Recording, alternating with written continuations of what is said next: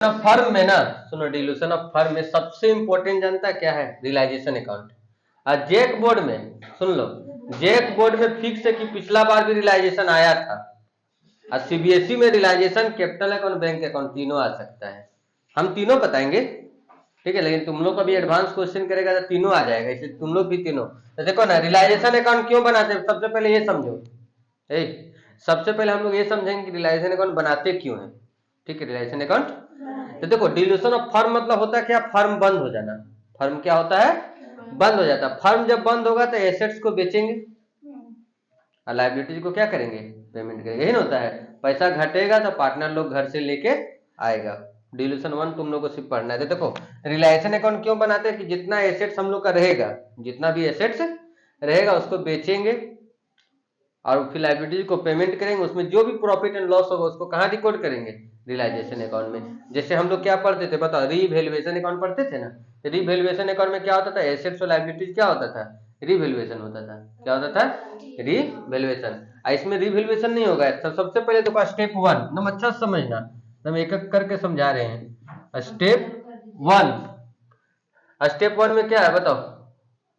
सबसे पहले all assets लिखेंगे, जितना तरह का एसेट्स रहेगा ना, टू एसेट्स, देखो यहां लिख देते हैं as per balance sheet. As per नम बैलेंस शीट से तुम बुक वैल्यू लिखना है। ठीक, यहां पर क्या है? कैश और बैंक छोड़ देना। कैश एंड बैंक छोड़ देना। बोलेगा क्यों छोड़ेंगे? ठीक है, बैंक और को छोड़कर, हम अच्छा से हिंदी में लिख देते हैं, छोड़कर। बताएं क्यों छोड़ेंगे? क्योंकि इसमें हम लोग कैश और बैंक अलग से बनाएंगे। कैश और बैंक अलग से। तो पहला हो गया ये। जो भी रहेगा, मान के चलो लैंड बिल्डिंग है, प्लांट एंड मशीन है, फर्नीचर एंड फिटिंग है, डेटर है, जो भी रहेगा सबको जोड़ के, या तो यहां भी लिख सकते हैं, सबको एक साथ आराम से ऐसे करके लिख देंगे। ठीक है, पहला स्टेप क्लियर हो गया। दूसरा स्टेप देखो, दो स्टेप हम लोग का बैलेंस शीट से ही आएगा।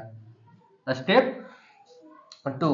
स्टेप 2 में क्या करेंगे? जितना तरह का लायबिलिटी रहेगा बाय एक्सटर्नल। एक्सटर्नल मतलब क्या होता है? बाहरी। एक्सटर्नल मतलब क्या होता है? बाहरी। सब ध्यान दो यहाँ पर, अपना पर्सनल बातचीत पे नहीं। बीपी हो गया, क्रेडिटर हो गया, आउटस्टैंडिंग एक्सपेंसेस हो गया, जो भी रहेगा सबको साथ में लिख देंगे। ठीक है, बहुत कम लिख रहे हैं, बाकी हम लोग का क्वेश्चन में बैलेंस शीट में दिया हुआ रहेगा। ठीक है, तो 2 स्टेप हो गया। तो हम लोग जब भी रियलाइजेशन अकाउंट बनाना शुरू करेंगे, सुन लो, हम लोग जब भी रियलाइजेशन अकाउंट बनाना शुरू करेंगे तो सबसे पहले ये लिखेंगे। सेकंड स्टेप ये, बिना क्वेश्चन, बिना एडजस्टमेंट देखे हुए, बैलेंस शीट को देख के टॉपिक लिख देना है। ठीक, उसके बाद देखो तीसरा स्टेप, स्टेप 3। तुम लोग का एग्जाम जब बनाएंगे ना तो ये सब स्टेप सब लिखेंगे नहीं।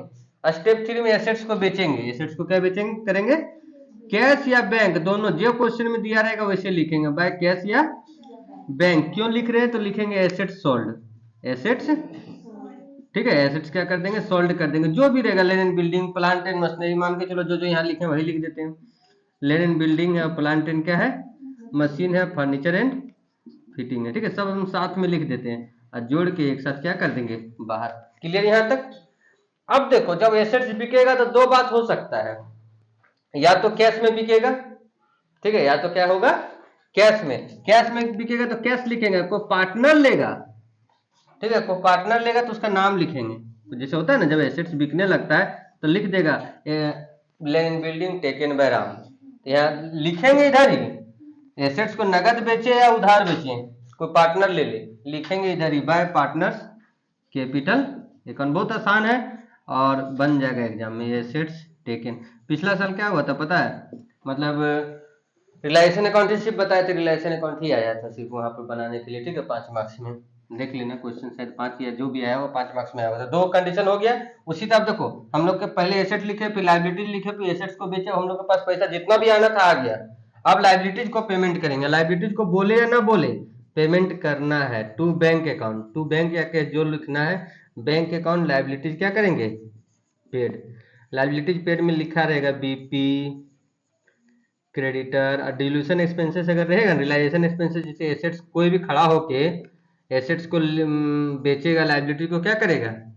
पेमेंट करेगा, तो कुछ तो एक्सपेंसेस होगा ना, तो उसको बोलते हैं रियलाइजेशन एक्सपेंसेस। ठीक है, तो ये 3 कंडीशन हो गया। लाइबिलिटीज भी अगर कोई पार्टनर अगर तैयार हो गया, ठीक है, लाइबिलिटीज भी कोई पार्टनर अगर तैयार हो गया, ठीक है, तो लाइबिलिटी को पार्टनर बोला क्या? Creditor paid by Ram.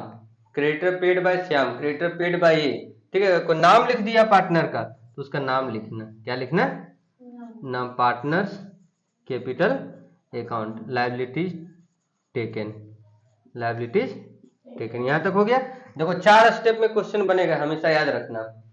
एक स्टेप में एसेट्स, 2 स्टेप में लायबिलिटीज, तीसरा स्टेप में एसेट्स को बेचेंगे, चौथा स्टेप में लायबिलिटीज को पेमेंट कर देंगे।